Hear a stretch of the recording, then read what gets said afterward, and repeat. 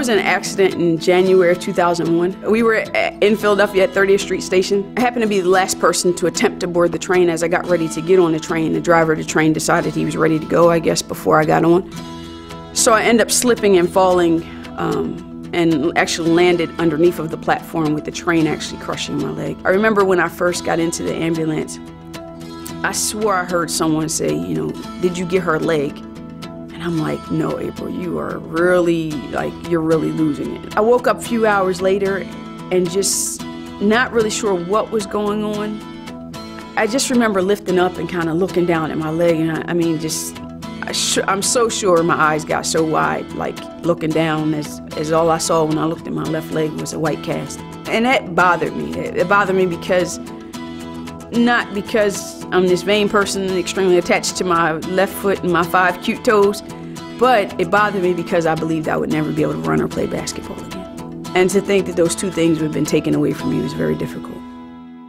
I had the most amazing doctor at the University of Pennsylvania Hospital, and he came in, every day he came in with something to teach me. This one particular day he came in with some magazines about the Paralympics. Every time I turned that page, I just started dreaming. From laying there and looking at those magazines, I came up with 3 dreams. My dream was I wanted to represent the United States at the next Paralympic Games. I wanted to be the fastest amputee in the world, and I wanted to win gold medals. Those 3 dreams were what fueled me through all the rehab that I went through all the days that I just struggled, through all the days that I just didn't have a leg and I just wanted to get up and go on about my life. For all those days, I even struggled with who I was now that I was missing my leg. I didn't even have a leg at the time to walk with, but walking was not even my concern at that time. I wanted to run because I believed that if I ran, that would take me back to who I was. That would, say to me, you're okay. You're still that same person. And I know people thought I was crazy. For me to go from not having a leg to, walking around talking about I want to be the greatest in the world, I know people thought I was crazy. But they weren't crazy enough to say that to me. They just kept supporting me, and they just kept pushing me, and they just kept encouraging me.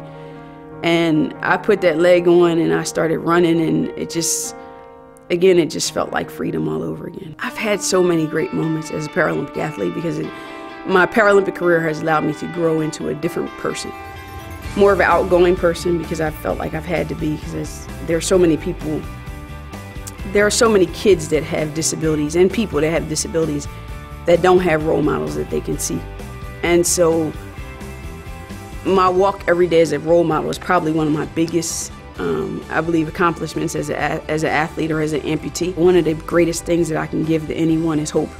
Hope that they can also walk. Hope that they can, get out of their, maybe even their depression stage. Just to know that they can go back to being who they were. And so if I can be that glimmer of hope, if I can be that shining light to say, go this way, or, life still goes on, then I think that that's the greatest thing that you can ever give to someone.